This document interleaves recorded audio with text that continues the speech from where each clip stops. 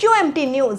आइए नजर डालते हैं आज की बड़ी खबर पर। पचौर में आज पृथ्वीराज इलेक्ट्रिक पर शिक्षा के अग्रदूत नवजागरण के महान मानवतावादी व शिक्षा क्रांति के अग्रणी महात्मा ज्योतिबा फुले की जन्म जयंती मनाई गई। गुना से आए राधेश्याम चंदेल ने कहा कि महापुरुषों से हमें सीखना चाहिए कि हमारे महापुरुषों ने क्या क्या किया है। हम जानते हैं कि एक समय जब महिलाओं एवं बच्चों को पढ़ने लिखने का कोई अधिकार नहीं था, तो ऐसे में ज्योतिबा राव फुले ने अपनी पत्नी सावित्रीबाई फुले को शिक्षा दी और दोनों ने मिलकर स्कूल खोले, महिलाओं और बच्चों को पढ़ाया। उन्होंने बाल विवाह पर रोक लगाई और विधवा पुनर्विवाह के लिए आजीवन संघर्ष किया और उसमें सफलता भी हासिल की। ऐसे महान मनीषी की हम महापुरुषों के जीवन संघर्ष और विचारों से सीख लेकर आज हमें समाज को बेहतर बनाने के लिए आगे आने की जरूरत है। महिलाओं को समानता का अधिकार दिलवाने में सावित्रीबाई फुले की अहम भूमिका रही है। ऐसे महापुरुष ज्योतिबा फुले को सदर वंदन नमन करते हैं।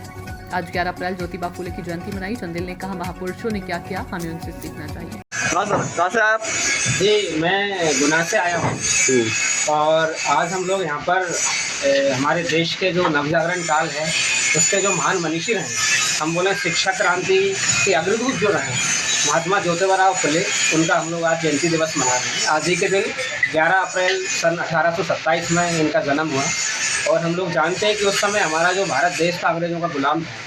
तो एक तरफ तो अंग्रेज़ों का गुलाम था ही, साथ में हमारे यहाँ पर जो समाज का जो रीति रिवाज था उस रूप में भी समाज जकड़ा हुआ था। जैसे कि ज्योतिबा राव फुले ने महसूस किया कि समाज आज भी जो धार्मिक अंधविश्वास है, रूढ़िवादिता है, जाति प्रथा है और तमाम तरह की जो कुप्रथाएं थी, जिसके कारण समाज लगातार नीचे स्तर पर जा रहा था, तो उसको आगे ले जाकर उन्होंने काम किया।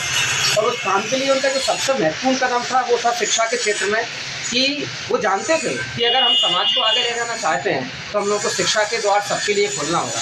इसलिए उन्होंने बालकों के लिए भी शिक्षा की व्यवस्था की और बालिकाओं के लिए उस समय पढ़ने का कोई अधिकार नहीं था।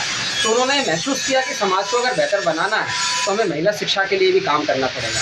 और उन्होंने न सिर्फ महिला शिक्षा के लिए काम किया, बल्कि उन्होंने उनकी जो खुद पत्नी थी सावित्रीबाई फुले, उन्हें पढ़ाया और उन्हें पढ़ाकर महिलाओं को पढ़ाने की जिम्मेदारी दी।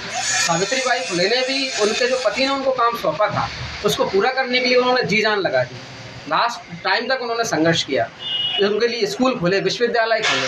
साथ में ज्योतिबा राव फुले ये भी देख रहे थे कि सिर्फ शिक्षा के क्षेत्र में नहीं, उस समय बाल विवाह जैसी कुप्रथा है कि छोटे छोटे बच्चों का विवाह कर दिया जा रहा है। फिर कम उम्र में बहुत सारी बच्चियाँ ऐसी हैं जिनके पति की डेथ हो गई, वो विधवा हो जा रही हैं, लेकिन उनको जो नारकी जीवन है वो जीना पड़ रहा है।